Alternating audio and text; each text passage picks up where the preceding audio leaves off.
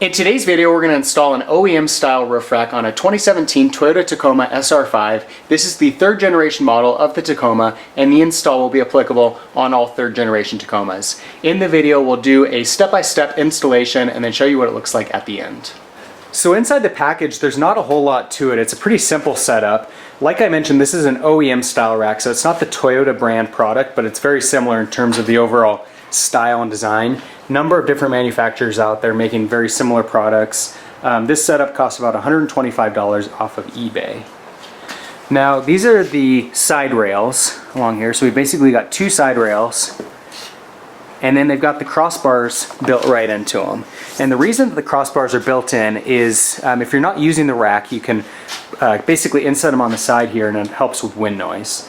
And so when you have something on top of the vehicle, you can shift those and have them used functional as crossbars, or just put them away when not in use. We'll give a demonstration on that once the rack's installed. And then you can see here just a couple of mounts that'll go onto the vehicle roof. So inside the box you have two side rails with the crossbars built in, and we've got the mounts right here in the middle. I mentioned that these are an OEM style rack, so they're not the Toyota brand rack.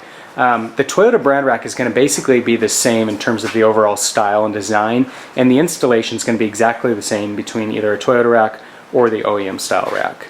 The Toyota rack in general is going to cost you about $400, while this OEM style rack is about $125.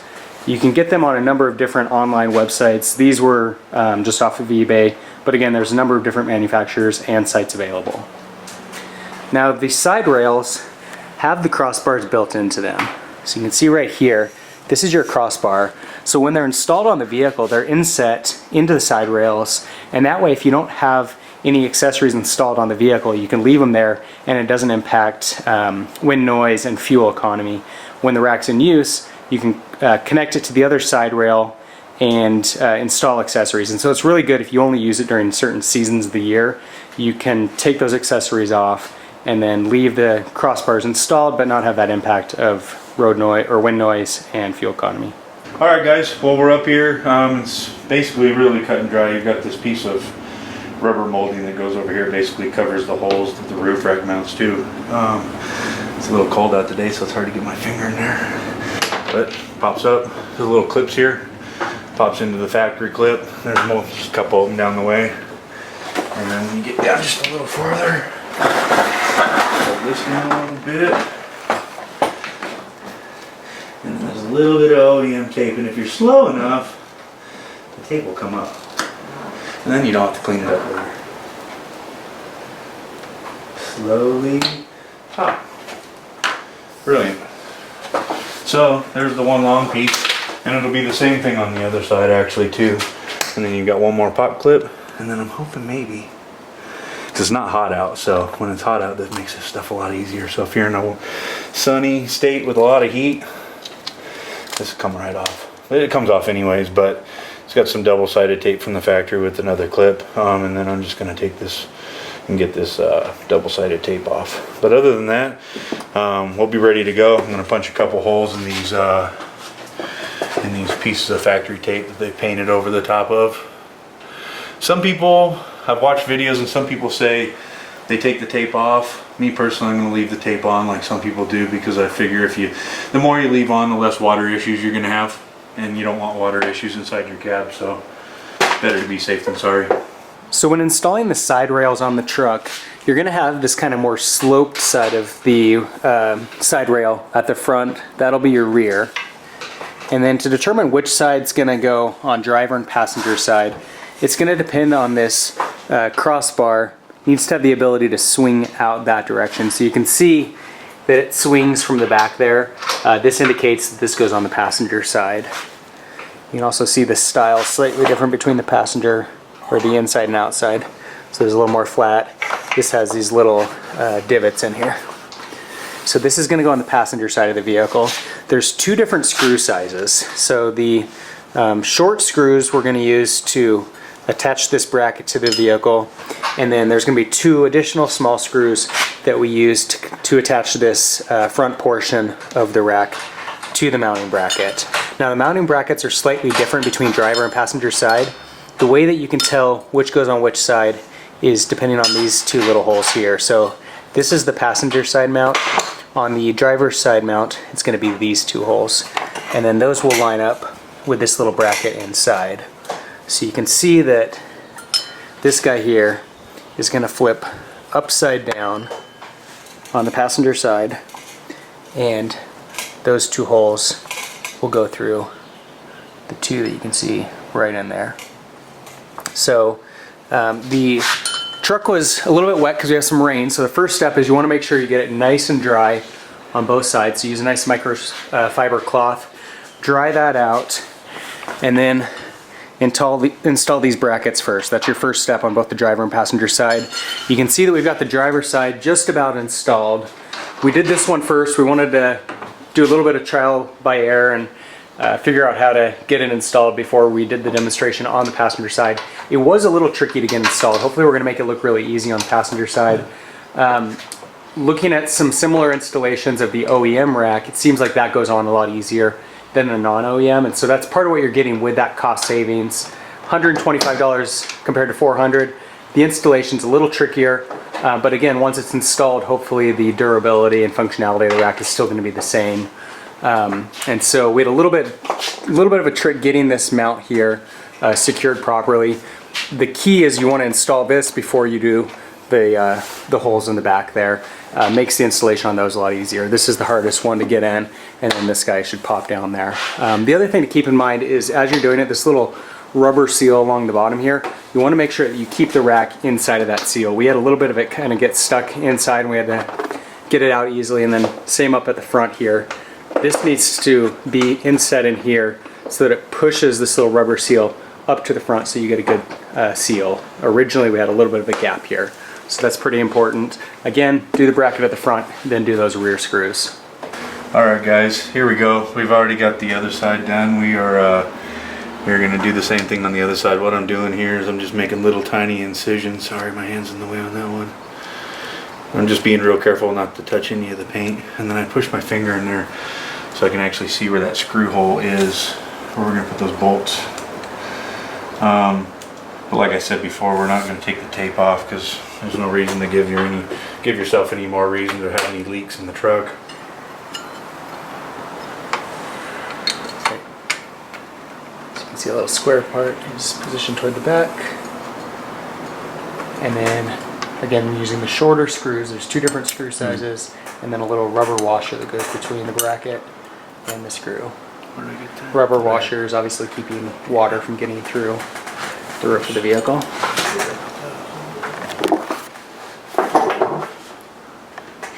So we'll screw that bracket in place, and then no brackets for the middle or the rear. Those screws go all the way through the side rails down into the roof of the vehicle. With the side rail, again, you can see that the slope portion's at the front here, positioned so that that crossbar can swing out to the inside of the vehicle. There's a little clip here at the front that goes down into the bracket. That piece is a little tricky to get in, so we recommend that you try to get that piece into place first.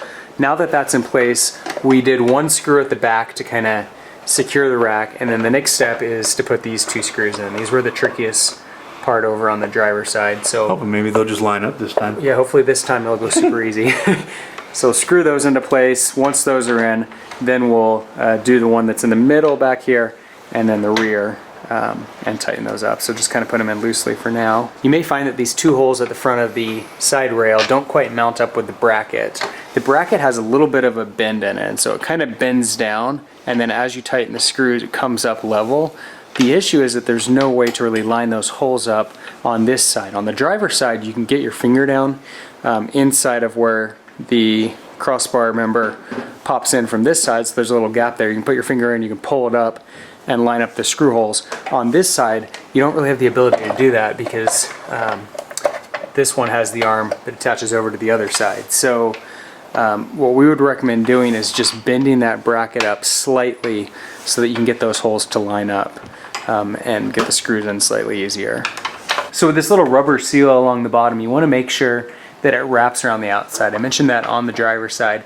If you leave it in this condition and then you tighten the whole rack down onto the vehicle, it's going to make it very difficult to get this out. While it's still loose on the vehicle, you can pretty easily pull it out onto the outer portion of this so that when you secure the rack, you've got that nice tight water seal, and it'll push this rubber seal down to fill this little gap. So just using a little flathead screwdriver, you can see that we got this back around the outside, and it's already closed that gap quite a bit. As we secure the rack fully to the vehicle, it's going to close it even further.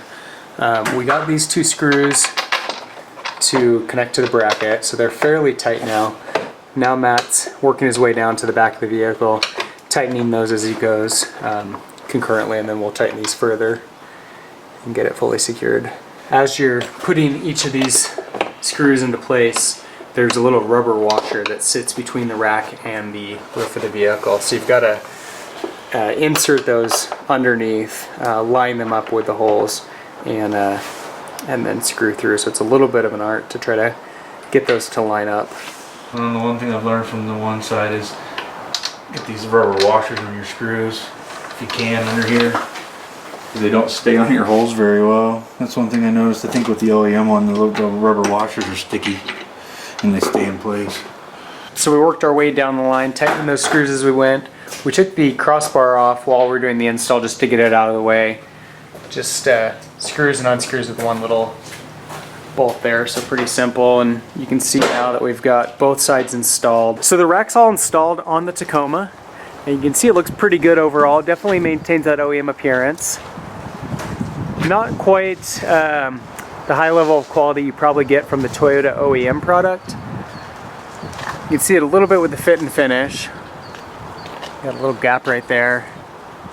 And then obviously the install didn't go as smoothly as we had hoped. But in general, you get what you pay for, and at $125 compared to $400 for the Toyota rack, it's not bad. Took us a couple hours to do the install. We were expecting more like 30 minutes, 45 minutes, so definitely a little more difficult than we thought, but it's not a complicated install. It's just kind of annoying. Trying to get all those holes lined up and pieces to fit together. So as I mentioned, the crossbars are inset into the side rails. To adjust them, you'll just pull up on this little latch here. Crossbar goes across to that side of the vehicle. Matt's got this one for us, and it's just gonna pop into place there in that hole. This one goes down in there. There we go. Likewise Matt's. Again, what we're finding is that with this OEM style rack, not quite the fit and finish, probably would also be wise, maybe even before you secure this tight or that side tight, leave them all a little loose, put your crossbars in, and then kind of figure out the position of everything and then tighten it down. So I think now that we've got it installed, we'll loosen all the screws and just kind of get it to where it's nice and fits well, and then tighten it all down on both sides. So Good though. yeah, overall looks pretty good. And then you can see that you can put attachments onto the rack here when you're using it. Take those attachments off when you don't want them, and then store those crossbars in the side rails. So overall, what we found with this install is that the OEM style product is probably not at the same level of quality that you get with the Toyota product.